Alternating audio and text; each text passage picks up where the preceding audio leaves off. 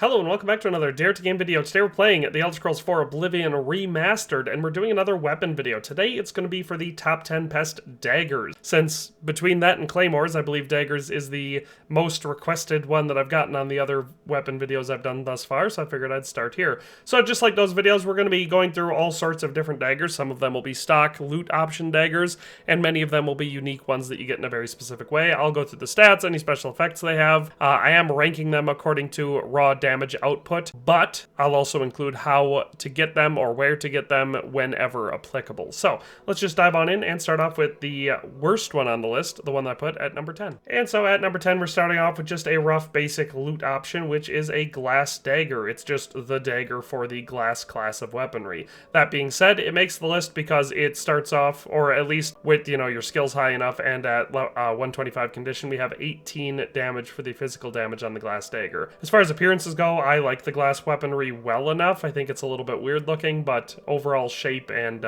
design is something I've always been a fan of. So stylistically it works. And of course, with all of the basic loot options, you can enchant them however you see fit. So you could potentially make this one very, very good. Now, some of these ones that I have higher on the list in today's video are pretty much unmatched just because of how high their physical damage is and how many enchantments you can get on them. But for any of the rough options, you can of course make it very, very good. So as far as getting your hands on the glass dagger, the best way to get it is once you've gotten your character to level 12, it will start spawning into the world, and you'll find it on Conjurer and Zealot corpses. Sometimes you'll find it in boss chests, but basically once you get to level 12, glass weaponry and armor will start dropping, both in some stores, but not super commonly, but more on all of the, different enemies that you can find out and about, and daggers are very common for spellcasting type enemies. So if you want to get this one, you do have to loot it, but once you get to level 12, it becomes fairly common. So that is number 10, the glass dagger. Let's move on to number 9. At number 9, we've got another basic loot one. This one is the Ebony Dagger. So just like the last dagger, this one is going to be a basic loot option,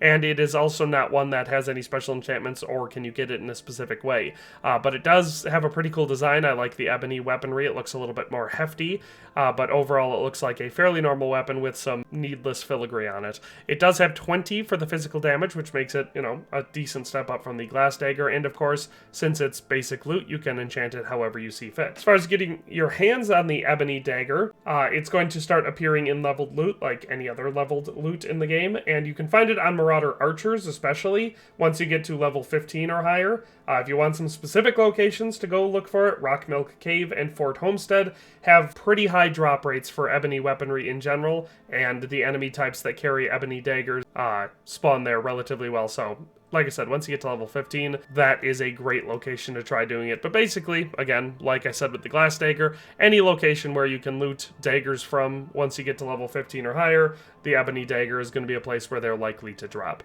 So that's number 9. Let's move on to number 8. All right, coming in at number 8, we have the Shimmer Strike, which is a special variant of the silver dagger. You can see this one has a lower physical damage than the ones we've looked at, but I believe the enchantments make up for that. So this one is a unique weapon. It has 11 for the physical damage at 125 condition, and it has light on strike for 100 feet for 5 seconds, so it actually lights up the whole area when you use it, and you have frost damage on strike for 5 points. So it really realistically does 16 damage on your first hit because you're doing that frost and your physical damage, and you also get that light effect. So I like it for those reasons. As far as getting your hands on this one, you can acquire the Frostcrag Spire upgrades, which is part of the Wizard's Tower DLC, and then you enter the vault to claim it, or just snag it off the Wood Elf Gladiator via the well-known arena looting glitch. So there's 2 different ways to get your hands on the Shimmer Strike, and I think the one that you get in the arena is the one with the shock damage plus weakness to shock, which arguably, if anything, is just better than this one. But like I said, if you do the Wizard's Tower DLC, or you get the Frostcrag Spire upgrade for it, then all you got to do is just go grab it out of the vaults. So that is the Shimmer Strike, which comes at number 8. Let's move on to number 7. And at number 7, we've got the Dagger of Discipline, which is another variant of the silver dagger, so stylistically it looks the same. And I didn't mention that in the last, when I was talking about the last one, but I do love the design of the silver dagger. It just looks like, a fairly thin but realistic looking dagger, so I always like that. But the Dagger of Discipline at 125 has 11 for the physical damage, just like the Shimmer Strike did.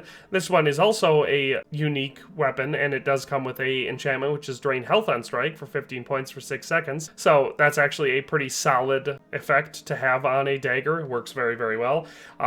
I ranked this one here because, like I said, you can drain health 15 points for 6 seconds on a strike, which is 90 points of health total, which is a slow but very safe boss killer, and it even works on ghosts. So this is a really good dagger. It works great for all of your stealth kill options. Obviously not as good as some of the ones I put higher on this list, but it does work really, really well against pretty much every enemy type, including larger bosses that have a very large hit point pool. So the Dagger of Discipline is a pretty solid weapon in my opinion. As far as getting your hands on it, this one you can get during the Dark Brotherhood quest line, and to qualify for it, you just need to break any of the Brotherhood tenets twice. So, you know, the tenets of the Dark Brotherhood, you just have to violate them twice, and then you can do the Penance quest, a Dark Exile, and then you can loot this from the Wrath of Sithis. So, it is a quest reward connected to the Dark Brotherhood, but like I said, it's easily missable, because if you do the Dark Brotherhood quest well, you probably don't violate the tenets. But if you do it twice, then you can, like I said, do the special penance quest, a Dark Exile,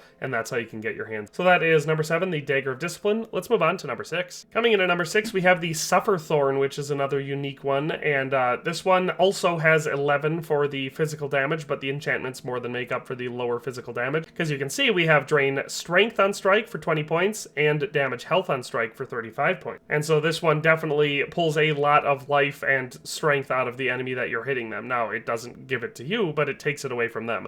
So really this one stacks to really, really high and fast damage levels, and like I said, weakening the opponent so they have a much harder time fighting back against you. Makes it very, very effective for chain strikes, especially if you start from stealth. So the Sufferthorn stat-wise is very solid as a weapon. As far as getting your hands on this one, the Dark Brotherhood contract Accidents Happen, which is the one where you drop a antler mount on a person while they're sitting in their chair. As long as you do that mission exactly as you're told to do it, so you don't just run in there and stab him and you don't kill his bodyguard, you actually do the secret, you know, drop the thing on him and then escape without hurting anyone method of doing it, this will be your reward. If you don't do it, or I should say this will be your bonus reward, because you still get the regular reward. But if you don't do it that way, you will not get your hands on the Sufferthorn. So when you're doing the Dark Brotherhood questline, make sure you follow the instructions for the Accidents Happen quest exactly as they're given to you. But that is number 6, the Sufferthorn. Let's move on to number 5. All right, bringing up the middle point at number 5, we have the Daedric Dagger, which, as you should know, is just another loot leveled loot drop. So this one is just like those first two we looked at, the Glass and Ebony Daggers. This one will start dropping once you get to a high enough level. So as far as stats on this one, starting off, it is unenchanted because it's basic loot, so you can enchant it however you see fit, but it does have a physical damage of 23, making it very, very solid and on par with all of the best daggers in the game. So stat-wise, very solid, and of course the freedom to enchant it however you see fit is very, very nice. As far as getting your hands on it, it is the highest tier generic blade, so if you want to start picking it up, you have to be over level 20, and you can start, you know, just going around to, well, first of all, boss chests. Any boss chests have a likelihood of dropping Daedric stuff once you're at level 20 or higher. But Bandit and Conjurer drops are especially good ways to look for it. Merchants will start to stock it once you get above level 20 as well. As far as a farming location that you can do at any point, Rock Milk Cave is going to be a fast farm location to try to get the Daedric Dagger once you're at level 20. Otherwise, any of the Oblivion gates, you go through and you kill any enemies in there or loot any chests, you're very likely at level 20 plus to get Daedric loot, including the Daedric Dagger. So that is number 5. Let's move on to number 4. All right, coming in at number 4, we have the Dagger of Order, which has the same stats as the Daedric Dagger, but is easier to get, in my opinion, just because, you know, you can grab it from doing a quest. So this one, like I said, has 23 for the physical damage, same as the Daedric Dagger. Appearance-wise, I like it a little bit better because it just looks like, you know, a normal medieval dagger. I mean, obviously the hilt and crossguard are a little bit more ornamental than a dagger would usually be, but still, it's believable enough. As far as, like I said, stats, 23, this one is unenchanted, so you can, of course, enchant it however you see fit. But also, there's a special fun aspect to it, which is in the Shivering Isles. You can use this one to immediately collapse order obelisks, which will make some of those fights trivial, so that's always exciting, as a fun little side benefit to using this as your weapon. As far as getting your hands on it, you have to do 2 quests. You have to finish a Wound in Time and then Saving Time itself, which are added in as part of the Deluxe Edition DLC for the remaster. And then all you have to do is just choose this dagger as one of your rewards from Elav Drolgoner's its reward list at the end of Saving Time Itself quest. As far as starting that mission, it's going to be from a guy, which I already said his name is Elav Dralgoner, and you can find him right outside of Kvatch. So you can start this one potentially, if you want, right away at the beginning of the game. But that is the Dagger of Order at number 4. Let's move on to number 3. At number 3, we've got another one that was added in with the deluxe edition for the remaster, which is the Dagger of Cataclysm. This one also has the same damage as the Dagger of Order and the Daedric Dagger, being at 23 when we're at max condition like this. As far as how it looks, I think it looks pretty cool. I don't have a lot to complain about here. It's obviously not super realistic, but for a fantasy game like the Elder Scrolls, it definitely fits. You can, of course, enchant it however you want, because it is, of course, a blank slate weapon. As far as getting your hands on the Dagger of Cataclysm, or any of the Cataclysm armor and weapons for that matter, you do have to do 2 missions. The first one is the Burning Trail, and then you have to do the Crimson Cave. And then after that, you'll gain the ability to summon Mehrunes Harbinger, which is, you'll get that ability at the end of the quest, and from him you can claim any of the Cataclysm weapons or the 2 sets of Cataclysm armor. So that is how you get your hands on the Dagger of Cataclysm, which I've placed at number 3. Let's move on to number 2. Our runner-up at number 2 is the Wit Splinter. This is a special, unique version of an Elven dagger, I believe, from the design. This one also has 23 damage for the physical damage, matching the Daedric Dagger, but it comes enchanted with 10 points for 20 seconds of Drain Intelligence on strike, and 35 points of Damage Magicka on strike, so it's especially useful against magic-wielding opponents. But it definitely deals plenty of damage on its own. So, fairly solid dagger, and of course it looks very cool because the Elven dagger is one of the coolest looking out of the Elven weaponry.